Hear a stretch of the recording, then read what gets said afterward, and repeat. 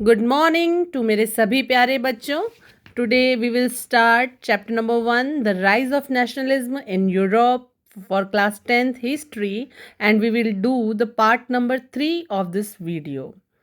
बच्चों, फर्स्ट और second video में हमने ये जाना कि किस तरह से मोनार्की हटकर नेशन स्टेट बनते हैं, और जब नेशन स्टेट बनते हैं तो फिर से जो कंजर्वेटिज्म आता है बैटल ऑफ वाटरलू के बाद, और उस कंजर्वेटिज्म को हटाने के लिए, क्योंकि कंजर्वेटिव्स जो होते हैं वो मोनार्की के सहयोगी होते हैं, मोनार्की को वापस रीस्टोर करना चाहते हैं, उनको हटाने के लिए जो रिवॉल्यूशनरीज होते हैं वो रिवॉल्यूशनरीज मिलकर सीक्रेट सोसाइटीज़ बनाते हैं, और ये वो एज होती है जो एज ऑफ रिवॉल्यूशन कहलाती है। सन 1830 टू 1848 जो टाइम है बच्चों, ये टाइम कहलाता है द एज ऑफ रिवॉल्यूशन का time. This period is called the age of revolution because many revolutions happened in Europe during this time. People wanted freedom, equality and constitutional government instead of absolute rule by kings. तो इस time में the age of revolution में, इस period में दो main revolutions होती हैं, and the one is July revolution जो होती है 1830 में, और दूसरी होती है ग्रीक रिवॉल्यूशन। अब हम जुलाई रिवॉल्यूशन को पढ़ते हैं। तो इन फ्रांस में क्या होता है इस जुलाई रिवॉल्यूशन के थ्रू हम देखते हैं। After the Vienna congress of 1815 the Bourbon kings came to power. जब 1850 में वियना संधि होती है, वियना कांग्रेस स्थापित होती है, तो जो बर्बन किंग्स हैं वो वापस पावर में आ जाते हैं। They ruled harshly and ignored people's demands. ये बहुत बुरी तरह से, गंदी तरह से कठोर शासन करते हैं और लोगों की डिमांड को इग्नोर कर देते हैं। In July 1830 people protested against the king, और जुलाई 1830 में जो लोग हैं वो राजा के खिलाफ विरोध करते हैं, प्रदर्शन करते हैं, और किंग को लिबरल रिवॉल्यूशनरी जो होते हैं वो उठाकर फेंक देते हैं, हटा देते हैं। यहाँ पर स्थापित होती है एक कॉन्स्टिट्यूशनल मोनार्की, और नया राजा बनता है लुइस फिलिप। बात करें बेल्जियम की, तो 1 जुलाई रिवॉल्यूशन बेल्जियम में भी हुई थी। Belgium United kingdom of the Netherlands का हिस्सा था, और बेल्जियम के जो लोग हैं वो आज़ाद होना चाहते थे यूनाइटेड किंगडम ऑफ नीदरलैंड्स से। जुलाई रिवॉल्यूशन से इंस्पायर होकर एक रिवॉल्यूशन बेल्जियम में भी होती है, और यहाँ पर बेल्जियम नीदरलैंड से सेपरेट होता है और एक इंडिपेंडेंट कंट्री बनता है। So the age of revolution showed that people were ready to fight for their rights and freedom, and it changed the political system in many European countries. So guys, July revolution जो France और Belgium में होती है, उसके बाद हम बात करते हैं ग्रीक रिवॉल्यूशन की। सबसे पहले समझो background. Greek almost 15th century से ऑटोमन एम्पायर के अंडर था, यानी जो ग्रीक था वो ऑटोमन एम्पायर का एक पार्ट था। और मतलब ग्रीक्स बोल रहे थे भाई कब तक दूसरों के रूल में रहेंगे, कभी तो हम अपना भी देश बनाएंगे। जैसे जैसे यूरोप की और कंट्रीज़ में फ्रीडम मूवमेंट्स स्टार्ट हुई, ग्रीक्स का भी जोश हाई हो गया। ऑब्वियसली आसपास के माहौल को देख के माहौल तो बदलता ही है। वो कहावत सुनी होगी ना आपने, खरबूजे को देख के खरबूजा रंग बदलता है। तो ग्रीक के लोगों को भी लगा कि जब आसपास में इतना हो हल्ला मच रहा है, रिवॉल्यूशंस हो रही है, लोग फ्रीडम के लिए फाइट कर रहे हैं, इक्वालिटी के लिए लड़ रहे हैं, तो भाई हमारा जोश भी हाई होना ही चाहिए। उन्होंने बोला हमें भी अपना फ्री नेशन चाहिए। सन 1821 में ग्रीक्स ने ऑफिशियली ऑटोमन रूल के खिलाफ स्ट्रगल स्टार्ट कर दिया, पर प्रॉब्लम ये थी कि ग्रीक्स ज़्यादा पावरफुल नहीं थे। अब जब पावरफुल नहीं थे तो उनके लिए अकेले लड़ना थोड़ा मुश्किल हो रहा था। फिर क्या हुआ? फिर उनकी हेल्प करती है कुछ वेस्ट यूरोपियन कंट्रीज़, और जब वेस्ट यूरोपियन कंट्रीज़ उनकी हेल्प करती है तो सिर्फ आर्मी ही नहीं, पोइट्स और आर्टिस्ट भी आगे आते हैं। और ये जो पोइट्स और आर्टिस्ट होते हैं ना बच्चों, ये अपनी पोयम्स और पेंटिंग्स के थ्रू नेशनलिज्म का तड़का लगाते हैं। फाइनली इतनी मेहनत के बाद 1832 में एक ट्रीटी साइन होती है, और इस ट्रीटी का नाम होता है treaty of Constantinople. And guess what, Greeks को ऑफिशियली एक इंडिपेंडेंट नेशन मान लिया जाता है इस कॉन्स्टेंटिनोपल की ट्रीटी के तहत। अगर इसको शॉर्ट में समझते हैं तो आप इस तरह से समझिए कि ऑटोमन रूल से परेशान ग्रीक्स, फ्रीडम चाहिए उनको, और 1821 में उस फ्रीडम के लिए स्ट्रगल करते हैं वो लोग। फिर अकेले लड़ नहीं पाते हैं, यूरोप उनकी हेल्प करता है, कुछ वेस्टर्न कंट्रीज़ उनकी हेल्प करती हैं, और 1832 में ग्रीस कॉन्स्टेंटिनोपल की ट्रीटी में इंडिपेंडेंट हो जाता है। बस दोस्तों, ये थी ग्रीक रिवॉल्यूशन की कहानी। लेट आए पर इंडिपेंडेंट आए। So now we start the topic 3.1, the romantic imagination and national feelings. Romantic imagination and national feelings. नाम थोड़ा फिल्मी लग रहा है ना, रोमांटिक, बट डोंट वरी, ये लव स्टोरी नहीं, ये नेशन की लव स्टोरी है। So guys, 19th century Europe में नेशनलिज्म सिर्फ वॉर्स और रिवॉल्यूशन से नहीं आया। लोग बोले, भाई सिर्फ तलवार से देश नहीं बनता, इमोशंस भी चाहिए। इसीलिए एक नया आइडिया आया, कल्चर के थ्रू नेशनलिज्म। यानी कि अब नेशनलिज्म लाने का जो नया हथियार था वो था कल्चर। कल्चर मतलब क्या? कल्चर मतलब संस्कृति, मतलब art, poetry, stories, songs, music, basically दिल से देश तक का सफ़र। रोमांटिसिज्म क्या था? रोमांटिसिज्म एक कल्चरल मूवमेंट था। लोगों को लगा कि अगर हम अपनी लैंग्वेज, फोक सॉन्ग्स, स्टोरीज और ट्रेडिशंस को सेलिब्रेट करें तो नेशनलिज्म ऑटोमेटिकली स्ट्रांग हो जाएगा। So in simple words, feelings जगाओ, देश अपने आप याद आ जाएगा। आर्टिस्ट्स एंड पोइट्स का रोल क्या था इसमें? तो पोइट्स और आर्टिस्ट बोले, okay guys, now it's our time to shine. So उन्होंने पोएम्स लिखी, पेंटिंग्स बनाई देशभक्ति के लिए, सॉन्ग्स कंपोज किए। सबका एक ही गोल था, लोगों के दिल में देश के लिए प्यार जगाना। यहाँ एक आदमी की बात होती है और उसका नाम था जोहान गॉटफ्रेड हर्डर, जो एक फिलोसोफर था। Johann Gottfried Herder, he said something very important, that the real culture is the culture of common people. यानी कि जो असली संस्कृति है वो आम जनता में ही दिखाई देती है। मतलब असली कल्चर किसी पैलेस में, किसी महल में नहीं, गांव के गानों में, गांव के सॉन्ग्स में, लोकल लैंग्वेजेस, फोक टेल्स में होता है। बेसिकली देश इंस्टाग्राम रील्स से नहीं, ग्राउंड रियलिटी से बनता है। So guys, romantic imagination helped people feel connected to their nation emotionally, और जब इमोशन आ गया, नेशनलिज्म ऑटोमेटिक ऑन हो गया। बात करें अगर कल्चर, लैंग्वेज और नेशनलिज्म की, और हाँ, स्टोरी है पोलैंड वर्सेस रशिया वाली। Grab your popcorns and listen the story. Guys, Poland पहले रशिया के कंट्रोल में था। सबसे पहले जो पोलैंड था वो रशिया के कंट्रोल में था। मतलब समझो, पोलैंड वाज लाइक, मेरी मर्जी चलने दो ना, और रशिया बोला, no bro, my life my rules. Russia ने क्या किया? पॉलिश लोग पॉलिश लैंग्वेज बोलते थे। रशिया बोला, from today speak Russian only. मतलब रशिया ने उन पे दबाव जमाया कि वे पॉलिश लैंग्वेज नहीं बोल सकते, उन्हें रशियन लैंग्वेज बोलनी होगी। इस पर पॉलिश लोगों का जो रिएक्शन था, वो रिएक्शन ये था कि अरे भाई, लैंग्वेज भी छीन लोगे क्या? उनको बिल्कुल पसंद नहीं आया कि उनकी मदर टंग उनसे दूर की जा रही है। इसीलिए 1831 में प्रोटेस्ट हुआ। पोलैंड ने प्रोटेस्ट किया रशिया के खिलाफ। लोग बोले, this is not fair. But reality check क्या था? प्रॉब्लम ये थी कि उस टाइम रशिया बहुत पावरफुल था और पोलैंड वीक था। रशिया ने बोला, ओए चपड़गंजो, तुम ज़्यादा बोल रहे हो। रिजल्ट, सैड पार्ट, कुछ लोग जेल में डाल दिए गए, कुछ को साइबेरिया भेज दिया गया। मतलब ऑलमोस्ट गेम ओवर। उसके बाद पोलैंड के लोगों ने सोचा, अब चुप रहना ही बेहतर है। इस स्टोरी का मॉरल ये है कि लैंग्वेज सिर्फ बोलने के लिए ज़रिया नहीं होती। लैंग्वेज सिर्फ बोलने का ज़रिया बिल्कुल नहीं होती। Language equals to identity plus culture plus nationalism. और जब लैंग्वेज पे अटैक होता है तो लोग प्रोटेस्ट करते हैं। चलिए, रिजल्ट अच्छा हो या बुरा उससे कोई फ़र्क नहीं पड़ता। Language can become a weapon of nationalism. So guys याद रखना, नेशन सिर्फ लैंड से नहीं बनता, कल्चर और लैंग्वेज से भी बनता है।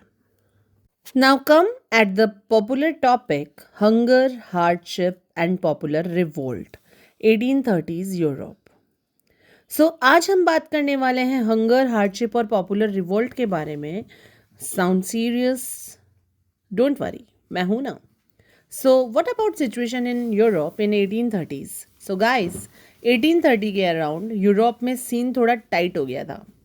लोगों को फेस करनी पड़ी पुअर फाइनेंशियल कंडीशंस, मतलब सिंपल वर्ड में बोले तो पैसा खत्म, problems unlimited. Economic hardship was there.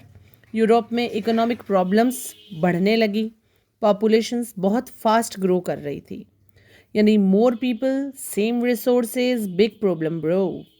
So unemployment was on the rise, population ज़्यादा, जॉब्स कम, रिजल्ट्स अनएम्प्लॉयमेंट इंक्रीज्ड रैपिडली, बेरोजगारी जल्दी जल्दी बढ़ने लगी। लोग सोच रहे थे डिग्री है पर जॉब कहाँ है। सो रिलेटेबल है ना आज की सिचुएशन से? कमेंट सेक्शन में ज़रूर बताना। विलेज से सिटी माइग्रेशन, अब काफ़ी लोग काम ना होने के कारण, विलेज में अगर काम नहीं था तो इसीलिए लोग सिटीज़ की तरफ मूव करने लगे जॉब के लिए। उनका माइंडसेट था सिटी जाएंगे लाइफ सेट हो जाएगी। सो स्पॉइलर अलर्ट, लाइफ सेट नहीं हुई। एंड प्रॉब्लम इन सिटीज़, बहुत ज़्यादा लोग सिटीज़ आ गए, सबको जॉब्स नहीं मिली, स्लम क्रिएट हो गए। सिटीज बोले इतना प्रेशर भाई, रहने की जगह भी नहीं है। सो इस टाइम होती हैं पॉपुलर रिवॉल्ट्स। भूख, हंगर के कारण, गरीबी, हार्डशिप के कारण, बेरोजगारी, अनएम्प्लॉयमेंट के कारण, ये सब मिलके बन गए पॉपुलर रिवॉल्ट्स। लोगों का पेशेंस खत्म हो चुका था। Now enough enough. तो guys, hunger, economic hardship, unemployment, over population, इन सब ने मिलकर यूरोप में रिवॉल्यूशंस को जन्म दिया। So economic hardship and unemployment led to popular revolts in Europe during the 1830s। Now cheap machines ने स्मॉल प्रोड्यूसर्स को बर्बाद कर दिया। ये बात थी स्मॉल प्रोड्यूसर्स और पेरिस रिवॉल्ट 1848 की।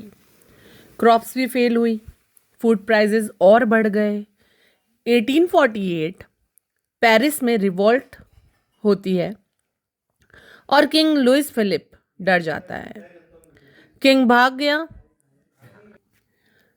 और फ्रांस रिपब्लिक बन गया। सबसे ज़्यादा चेंजेस क्या हुए? अब मेन को, सभी आदमियों को प्रॉपर्टी और विदाउट प्रॉपर्टी वोटिंग राइट्स मिले। राइट टू वर्क दिया गया, लोगों को काम करने का अधिकार दिया गया। फ्रांस बोला no king, only people power. Now we will talk about Silesian weavers revolt 1845। यहाँ पर जो बुनकर थे, जो वेवर्स थे, उनको कम पेमेंट मिल रही थी। उन्होंने प्रोटेस्ट किया, विरोध किया और उन्होंने लड़ाई लड़ी आर्मी के साथ। रिवॉल्ट फेल हो गई और इसमें 11 वीवर्स मारे गए। लेकिन एक चिंगारी जो थी ना रिवॉल्ट की बच्चों, वो जल चुकी थी। रिवॉल्यूशन रुकने का नाम नहीं ले रही थी। Now the turn comes to the revolution of the liberals 1848। ये रिवॉल्यूशन एजुकेटेड मिडिल क्लास ने लीड की। अब इसके जो लीडर बने थे, जो रिवॉल्यूशन रुकने का नाम नहीं ले रही थी, इसके लीडर्स बनते हैं एजुकेटेड मिडिल क्लास के लोग। They wanted nation state, they wanted parliament, they wanted constitution, and the parliamentary principles was constitution, freedom of press, freedom of association. Now turn is Germany and Frankfurt parliament. German regions में national assembly बनी, 831 members elected हुए और 18 मई 1848 में 1848 में Frankfurt Saint Paul church में एक dream था that United Germany with constitution, कि हम जर्मनी को यूनाइटेड करेंगे एक ही संविधान के साथ। और इसे किंग्स ने सपोर्ट नहीं किया और ये रिवॉल्यूशन फेल हो गई, लेकिन आइडिया अभी भी जिंदा रहा था। सो गाइज, ये था एज ऑफ रिवॉल्यूशन। फेलियर्स तो हुई पर आइडियाज़ जिंदा रहे। किसके आइडियाज़? डेमोक्रेसी, नेशनलिज्म, राइट्स के। और याद रखो, रिवॉल्यूशंस में fail but ideas never die. So a fight happened between weavers and army. In this fight, 11 weavers were dead. This revolt was unsuccessful, but revolution was going on. So industrialization के time पे poor weavers की condition बहुत ख़राब हो गई थी। Machine made कपड़े आ गए थे इस वजह से, और हाथ से कपड़े बनाने वाले वीवर्स का काम चला गया। पैसा नहीं तो भूख, गुस्सा, फ्रस्ट्रेशन। तो वीवर्स ने रिवॉल्ट कर दिया। ये बात मैं आपको पहले भी बता चुकी हूँ। वे बोले that sir we are hungry, machines are taking our jobs, हमें काम चाहिए वरना हम लड़ेंगे। आर्मी के साथ फाइट हुई, 11 वीवर्स मारे गए। रिवॉल्ट सक्सेसफुल नहीं हुआ, लेकिन एक बात क्लियर हो गई कि रिवॉल्यूशन रुकी नहीं, चलती रही। बात करते हैं the revolution of the liberals 1848 की, जिसमें जो the revolution of the liberals थे, यानी जो रिवॉल्यूशनरीज थे, जो लिबरलिस्ट रिवॉल्यूशनरीज थे, वो रिवॉल्यूशन लेड की गई थी एजुकेटेड मिडिल क्लास के थ्रू। अब सीन में आए एजुकेटेड मिडिल क्लास के लोग, टीचर्स, लॉयर्स, डॉक्टर्स, बिजनेसमैन। ये लोग बोले only kings rule? No bro, not fair. इनकी मेन डिमांड्स थी नेशन स्टेट बनाना, पार्लियामेंट्री सिस्टम लाना, किंग्स की पावर्स कम करना। एंड पार्लियामेंट्री प्रिंसिपल्स का मतलब होता है constitution, freedom of press, freedom of association. सभी चीज़ें मैं ऑलरेडी क्लियर कर चुकी हूँ। सो लोग बोलते हैं give us constitution, not your mood based rules. Now German national assembly, Frankfurt parliament, एक बार फिर से मैं आपको इसी में बताती हूँ कि जो जर्मन नेशनल असेंबली थी, इसमें 831 मेंबर्स इलेक्ट हुए थे 18 मई 1848 को फ्रैंकफर्ट सेंट पॉल चर्च में। जर्मनी उस टाइम एक कंट्री नहीं था, सिर्फ 39 जर्मन रीजन्स थे। मिडिल क्लास लोगों ने कहा let's unite Germany, and 831 elected members सब फ्रैंकफर्ट के सेंट पॉल्स चर्च में मिलते हैं। असेंबली को कहा गया, इस असेंबली को जहाँ सब लोग सेंट पॉल्स चर्च में मिले थे, इस असेंबली को कहा गया था फ्रैंकफर्ट पार्लियामेंट। प्रॉब्लम क्या थी? All members were from the middle class, they ignored workers and artisans. So यहीं से प्रॉब्लम स्टार्ट हो गई। सारे मेंबर्स मिडिल क्लास, वर्कर्स और आर्टिसंस इग्नोर्ड। वर्कर्स बोले आप कॉन्स्टिट्यूशन बना रहे हो लेकिन हम भूखे हैं। मिडिल क्लास ने उनकी बात नहीं सुनी, वर्कर्स ने सपोर्ट वापस ले लिया, रिवॉल्यूशन वीक हो गया। So this fights of constitution become weak. Support कम हुआ, पावर कम हुआ, रिवॉल्यूशन धीरे धीरे वीक हो गया। अब इसमें किंग ऑफ प्रूशिया का क्या रोल था? They went to king Frederick William fourth of Prussia. अब ये जो वीक लोग थे, जो मजदूर वर्ग के लोग थे, वो जाते हैं king Frederick William fourth Prussia के पास। एंड यहाँ पे भी किंग जो था वो कॉन्स्टिट्यूशन चाहता ही नहीं था।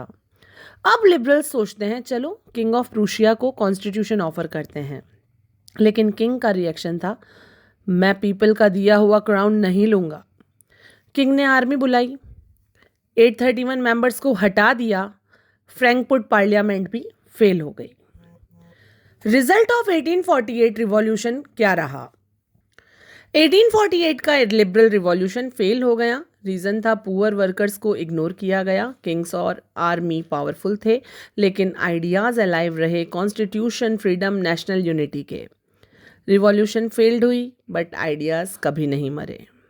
सो in 1848, not 14, in 1848, revolution in Germany failed due to lack of unity and support, but it laid the foundation of democracy and nationalism.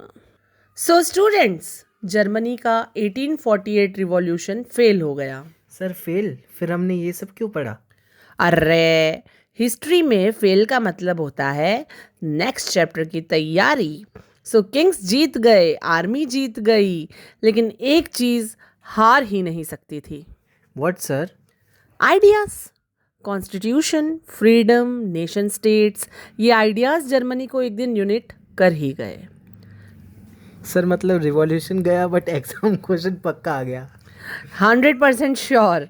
Remember this, revolution may fail but ideas never die. So like share up subscribe करो humanity learning के साथ history को easy और fun बनाने के लिए। Bye bye. ये वाला देखूं पहले तो।